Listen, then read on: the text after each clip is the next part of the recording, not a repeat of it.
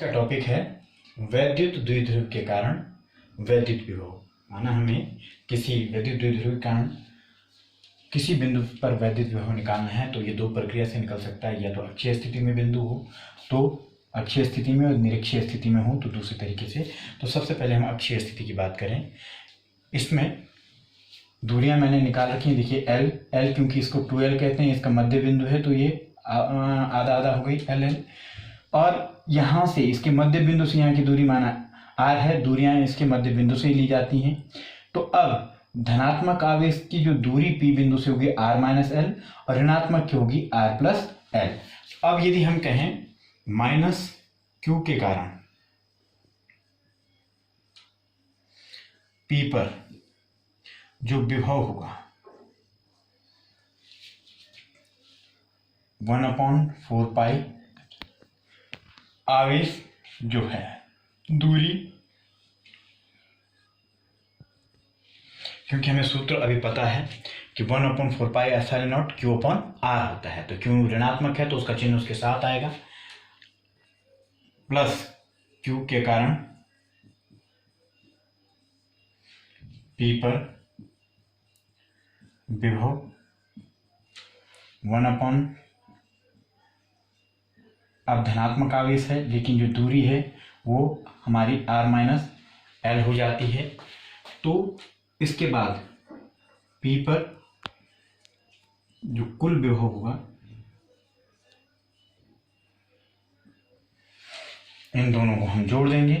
यदि हम इसको उस तरीके से V माइनस Q और VQ कर लेते हैं तो इन दोनों को हम जोड़ लेंगे, minus Q R plus L plus 1/4 pi epsilon not Q R plus, जो उभयनिष्ठ चीजें वो बाहर आ जाएंगी, अंदर रहेगा माइनस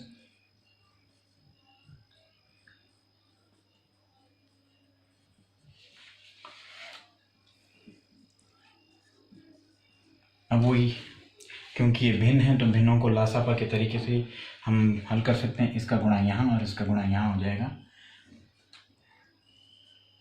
यहाँ पे आ जाएगा R प्लस L है माइनस के साथ है तो minus R minus L plus ये वहाँ R प्लस L, नीचे सॉरी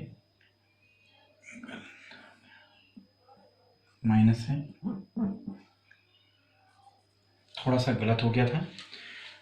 अब थोड़ा सा तरीके से ये यहाँ आएगा तो माइनस R और माइनस का क्या हो जाएगा प्लस हो जाएगा। इसके बाद इन दोनों को देखिए A प्लस बी है, ये A माइनस बी है, तो उनका गुणनफल क्या होता है A square minus B square. इन दोनों का गुणा आपस में होगा तो R square minus L square.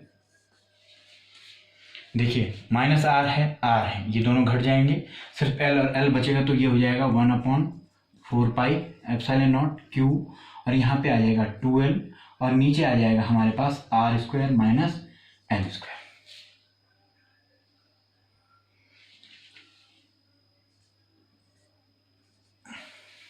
देखिए इसके बाद इसको हम लिख सकते हैं 1/4 pi epsilon not Q into 2L, ये विद्युत द्विध्रुव आघूर्ण होता है जिसे हम P लिखते हैं R स्क्वायर माइनस, हम उसका जिक्र भी कर सकते हैं कि P विद्युत द्विध्रुव आघूर्ण क्या होता है Q 2L। अब इसमें एक केस हो सकता है, एक स्थिति हो सकती है कि जो हमारे R दूरी है वो L से क्या हो बहुत ज़्यादा हो, तो L को हम इग्नोर कर सकते हैं। तो जो अब हमारा विद्युत द्विध्रुव के कारण विभव आएगा उस बिंदु पर वो आएगा 1/4 पाई एप्सिलॉन नॉट P और यहाँ पे आ जाएगा आपका R स्क्वायर। दूसरी स्थिति है वैद्युत द्विध्रुव के कारण किसी बिंदु पर जो कि निरक्षीय स्थिति में है वैद्युत विभव ज्ञात करना। तो यहाँ पर भी देखिए निरक्षीय स्थिति मैंने कहा कि इसके अक्ष से इधर उधर जो स्थिति होगी उसे निरक्षीय स्थिति कहते हैं। माना इसके केंद्र से इसकी दूरी R है निरक्षीय बिंदु की और ये L, क्योंकि इसकी पूरी दूरी 2L है तो मध्य बिंदु में है तो L और L होगा। अब क्योंकि ये समकोण त्रिभुज है तो ये वाली दूरी क्या आ जाएगा, आधार का वर्ग प्लस लंब का वर्ग अपने आप कर्ण का वर्ग आ जाएगा, ये दूरी आ जाएगी।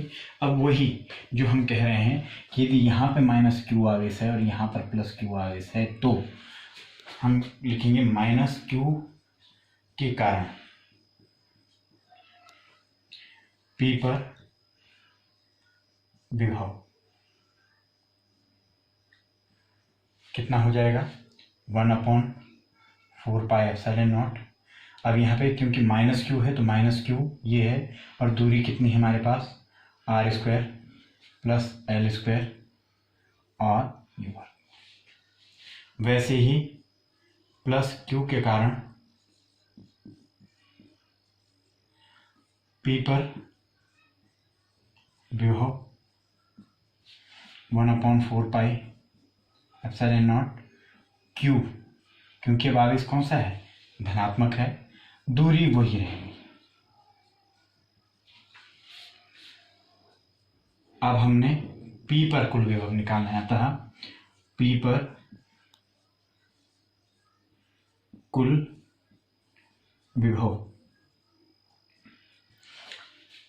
वही तरीका है 1/4πε0 minus Q r² plus l² plus 1/4πε0 Q वर्गमूल, यहाँ भी वही है, उभयनिष्ठ चीजें आप बाहर निकाल लें यदि